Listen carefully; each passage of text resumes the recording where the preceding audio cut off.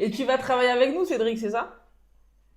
Exactement. Pour améliorer tout ce qui est la relation client avec Nadège, on va mettre en place toute la structure.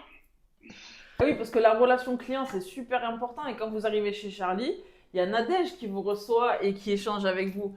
Mais Nadège, elle va monter en compétence et c'est Cédric qui va nous accompagner là, dans les semaines à venir pour faire que vous ayez une expérience. C'est que hier, j'ai reçu un mail, les gars. C'est un truc de fou. C'est tout ce qu'il ne faut pas faire quand on est à la relation client. Je vais vous le lire le mail. Hein. Je suis totalement surpris du délai et de la façon de procéder. Vous auriez pu prendre la peine de m'appeler et de me challenger pour trouver une solution. Nanana. Nous sommes les seuls à vous proposer ça. Nanana. Il y a des solutions et des modèles de prix adaptés. Je dois aussi avouer qu'au vu de la difficulté de vous joindre, il n'aurait en effet pas été une bonne idée de commencer à travailler ensemble. Nous aurions tous perdu beaucoup trop de temps. Non mais en gros, le type, il a une vision one shot de la relation commerciale. Je lui dis non, et au lieu de gérer sa frustration commerciale et essayer de laisser une bonne première impression en disant bon, peut-être qu'elle veut pas travailler avec moi maintenant, elle travaillera avec moi dans quelques temps, il préfère me blackbouler, m'envoyer chier en me faisant culpabiliser parce que, en gros, de toute façon, presque, bah, c'est mieux comme ça parce qu'il aurait pas aimé travailler avec moi. Moi, je suis convaincue que tu peux avoir le meilleur produit du monde si ton service client il est tout pourri, eh bien, tu vas perdre mathématiquement. Et c'est tout l'inverse de ce que j'ai choisi de faire chez Charlie. Par exemple, moi je sais que mon produit n'est pas parfait, qu'on y travaille tout le temps pour qu'il s'améliore. Et du coup, c'est un des premiers postes que j'ai créé, c'est justement un poste de relation client. Je pense qu'au plus tu es proche de tes clients, au plus tu es humain, au plus tu as une approche vraiment de compréhension, au plus tu peux attendre en retour qu'il soit compréhensif envers toi si tu n'es pas au top. Et par exemple, dans un software, quand tu commences, ben, il y a forcément des moments où il y a des bugs. Et moi, j'ai l'impression que si tu fais cet effort d'aller vers les gens, ils seront peut-être plus compréhensifs à ton égard. D'ailleurs, c'est un des trucs qui ressort le plus souvent. Hein. Dans les avis clients qu'on a de Charlie, souvent on entend ouais, équipe au top, Nadège, elle est toujours là pour répondre aux questions, tout ça. Et je pense vraiment que ça joue et que ça influe dans la perception de la qualité de notre produit. On a un bon service client, du coup, on passe pour des gens sérieux, des gens impliqués.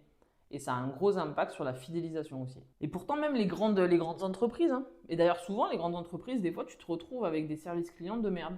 Par exemple, moi l'année dernière, j'ai acheté 2 tables dans un magasin, et les tables, au bout de 6 mois, elles commençaient à gondoler. Donc j'écris un mail à la marque en leur disant bah, je ne comprends pas ce qui se passe. Les tables, elles ont à peine 6 mois. Et c'est pas normal qu'elles gondolent comme ça. Est-ce que vous pouvez faire quelque chose? Silence, radio. Ils ont fait les morts. Et le truc, c'est que tu vois, qu'est-ce qui se passe dans ma tête? Je les ai rayés de ma liste. Je n'irai plus jamais dans ce magasin. Dans un de mes précédents business, j'étais e-commerçante et je vendais des autocollants sur Internet à des pros.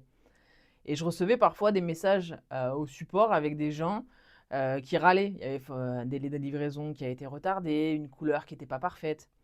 Et moi, ce que je faisais, c'est qu'à chaque fois, je prenais le temps, personnellement, pour chacun des messages, de leur répondre en leur donnant une explication précise de qu'est-ce qui s'était passé. Et en faisant ça, je me suis rendu compte que petit à petit, ces clients mécontents étaient en train de devenir de très bons clients, fidèles et qui me recommandaient. Tout ça parce qu'en fait, je leur apportais de la considération. Et au final, je crois qu'un client, il attend que ça, de la considération. Personne a envie d'avoir l'impression d'être juste un numéro. Ça fait plusieurs fois qu'on me demande de montrer mes figurines.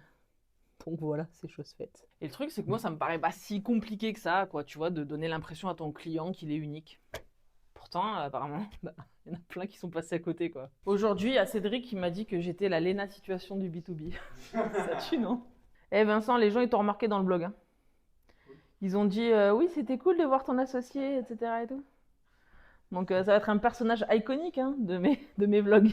Eh, Léna, elle a bien Marcus et Solène. Bah voilà, moi j'ai ma team d'Avengers, hein, je vous avais dit. Hein. C'est quoi votre pire expérience client? On est à table. Alors, la pire expérience client. Une grande enseigne de téléphonie. Ah ouais, ils ont fait Ouais. quoi? 4 mois et en 4 mois, 6 rendez-vous non honorés. Ah, c'est pas mal. C'est pas mal. Qui dit mieux? Vince, t'as quelque chose toi? J'en ai tellement que je sais pas par où commencer. Tu fais une commande click and collect et on te propose un retrait en 1 heure. Ouais.